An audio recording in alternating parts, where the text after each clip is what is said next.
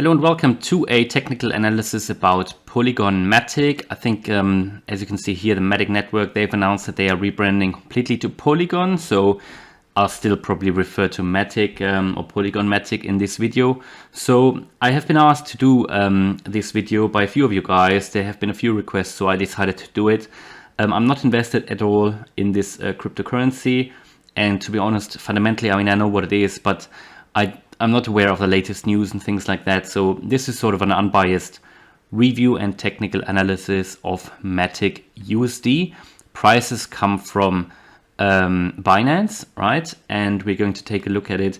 We're going to start at the weekly because we want to get a look at, you know, are we in an uptrend or a downtrend and things like that. So let's take a look. What we can see here is that on the weekly, we are currently trading above the 20-week and the 50-week moving average. There is no 200-week moving average. What we can see as well is that on the RSI, we are currently on the weekly in the bullish range. So that indicates that at least we're, you know, in the bullish range, even though we have dropped recently from way overbought levels in the earlier half of the year, in the first half of the year. Now we are still above 50. We've bounced off the 50 line in July. So we were about to drop, but no, there was support. So we are still in bullish territory and we are clearly in an uptrend on the weekly. Let's take a look down on the daily to take a look at where we are. On the daily, I think this was the all-time high. We've made the all-time high here back in May, and the all-time high, in my opinion, was the all-time high. Can't find a higher price. It was 289. And since then, we've obviously dropped all the way down to the 20th of July, at which point then, you know, the latest bull run started. And yeah, it hasn't really broken out like some other cryptos, like for example, Cardano, that has made a new all-time high. MATIC hasn't really done that. MATIC is still, like some other cryptos, has not managed to break out. We've seen it with so many cryptos, this cup and handle shape or this main cup and handle. You know, for some cryptos, it looks more like a cup. Other cryptos, it looks like a V shape. For this one here, for MATIC, it looks more like a V shape, but it doesn't really matter. It's still that same shape, and it has failed to break out, like, as I said, like some other cryptos that I review on this channel. So we had a breakout area here. I think this is pretty much at 163. Had we really broken out, we could have really gone to potentially new all-time highs after the 20th of July, but it has failed the breakout. There was an attempted breakout and we managed to get up to 174 in that attempted breakout, and here there was another one and we managed to get up to pretty much 185, 186, but again we failed and then broke down. The last attempt was just before we had that sort of flash crash. And however, we are still in an uptrend here. We are above the 200-day moving average. We've seen a golden cross already a while ago. For some cryptos, that only happened recently, like for Bitcoin and for example, Algorand.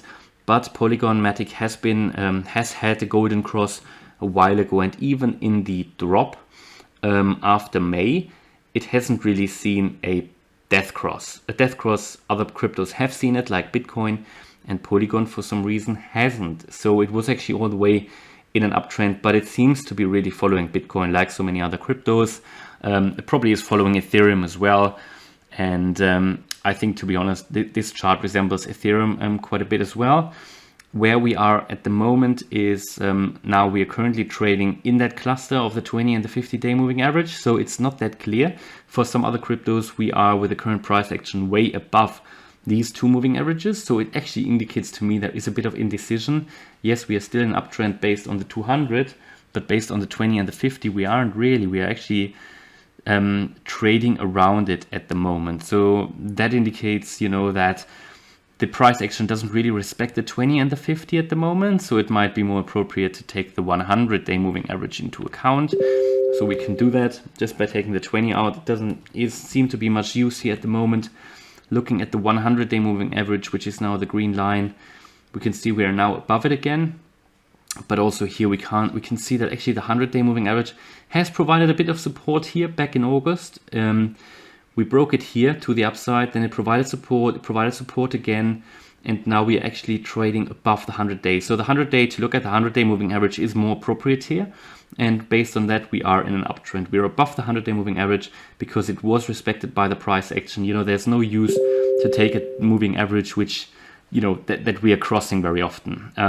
But as you can see here, the 20-day moving average, which is now that sort of green line, we have traded above it since the 12th of August. So that's a good sign. It definitely provides support, but it's going down a little bit in value, but remains fairly static.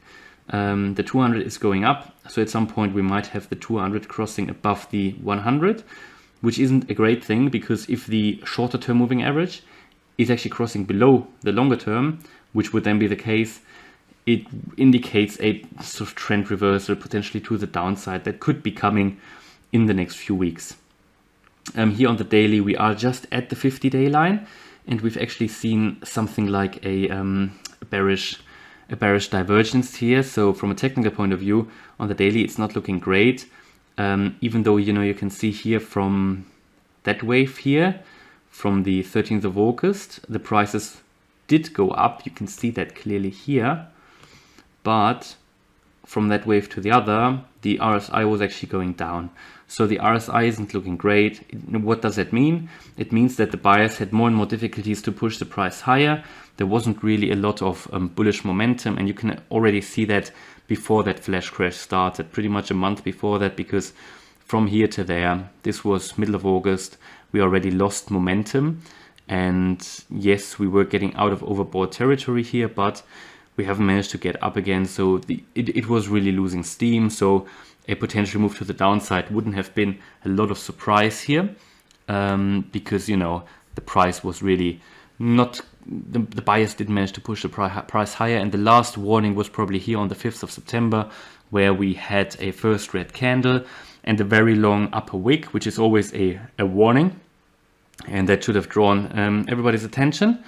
So that was then when the price dropped by around, let's take a look, from there to here all the way down. Actually, that was like 45%, really crazy. But then it caught back up, and we had a drop still of nearly 30%, which is not too unusual in the crypto market. So let's take from there, it still is an uptrend, but a very weak uptrend in my opinion. We can actually take, to get an idea, are we still trending? How strong is the trend? We can take the ADX into account. The ADX shows us how strong is the trend.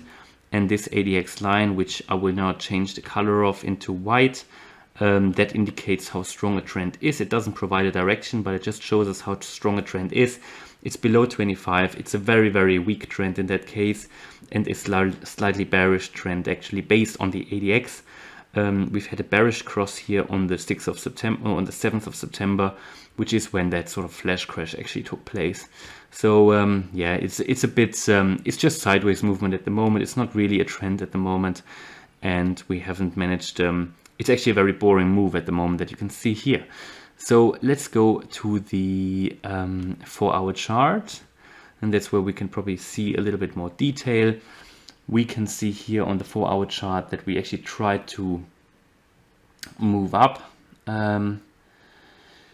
in that move here on the 16th of September, but since then we've actually lost momentum again, and you can see that on the RSI, which is dropping, and we haven't made a new high. So we've made a lower high, so it just doesn't really have the momentum at the moment. And also the ADX showing a very weak trend, actually a slightly bearish trend, and we are trading sort of within that cluster of moving averages on the 4-hour chart at the moment.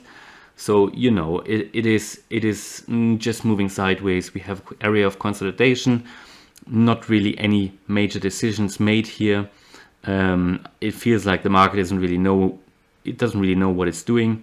It's different to Bitcoin, which had a slightly bullish momentum in the last few days. I'm missing that here. Yes, we had a move to the upside, but we've dropped since then quite a bit and made a lower high again.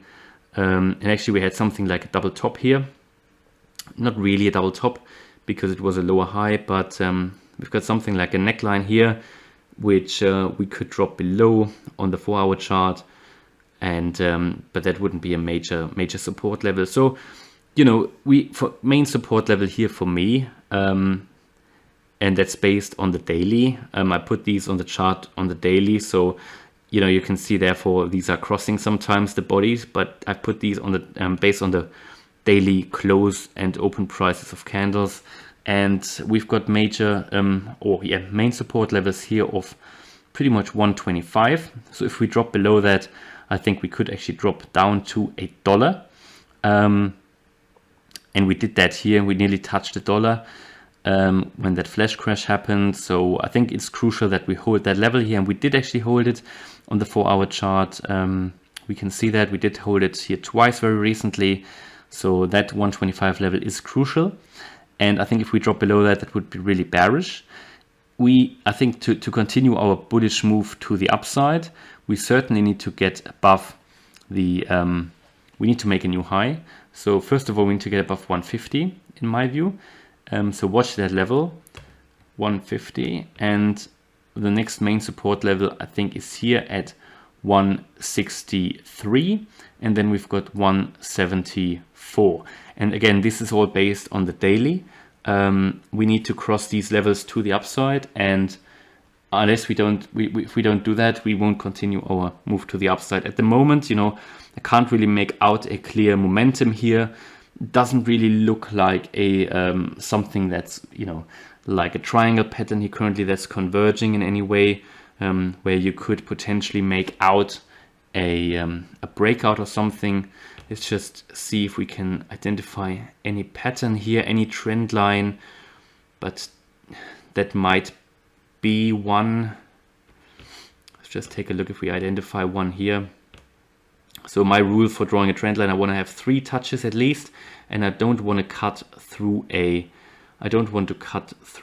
body. So if I connect these, it's not really a trend line. This would only be 2 touches. And if I can, maybe can identify anything from the other way, from the other side, but no, I don't think there is a clear pattern or a clear trend line emerging in any way here. Maybe that could be one, but we need to watch that because I only have 2 touches here at the moment. If I extend that, maybe do I get a 3rd touch? Maybe down here, maybe, you know, that could be a trend line. It could be, because we have the touch of that wick, close enough touch of that wick. If I move it to the upside, yeah, I think that could be a valid trend line. We've got 3 touches here now, and that could, it's only an assumption at the moment because I want to see how that develops here. That could lead us further up. I wouldn't, you know, at the moment, yeah, it looks like a trend line here, which is forming to the upside. So that could take us to that 150 level here. In an ascending way, so it's actually not too bad. We've actually at least made higher lows here, and making higher lows is not a bad thing as long as we move closer to that 150 level. And we need to closely observe that in the next few days. Maybe I'll do a few updated ones in the next few days. Can't really see a breakout into any way at the moment. You know, I don't think anything is imminent, but we might continue to move up here in this way, unless I'm missing something here. But I think, you know, we might actually get some resistance here at this level, purely because, and this is the pretty much 142, because purely this is the high, the top of the last swing high, and we also had resistance here. So that might be a bit of resistance there, and I think that would be the first sort of decision point here at pretty much 142. So I'm going to follow that. I think it's looking slightly, you know, we are in a very slight uptrend based on that trend line here. So I think we could, that's for me the most probable development in the next few days, that we continue to trade along this, maybe between the 142 level and that ascending trend line. Bear in mind, I've never seen sort of the MATIC chart before, never really looked at it, but I think that feels like the most realistic move in the next few days. And just one last check on the hourly, and there you can see that we've actually tested that now twice, twice, and yeah, it seems to be a valid trend line. So yeah, good spot here, and that could really be what we need to track in the next few days. But I can't really see a major breakout at the moment. It's very, you know, indecisive. Feels like that. and you know what could be the price targets just in case we move to the upside and even break the and manage to get to a breakout. Let's put that onto the chart. So I would want to have a look at the Fibonacci extension levels. To get a breakout, we need to break above 175, yeah, or 174 at least. So let's put the Fibonacci extension levels onto the chart. Not like that. I'll just make them a bit smaller here. Need to close the ADX down. I've got a bit more space. And the way we do that is we take a look, start from the most recent major uptrend, go to that.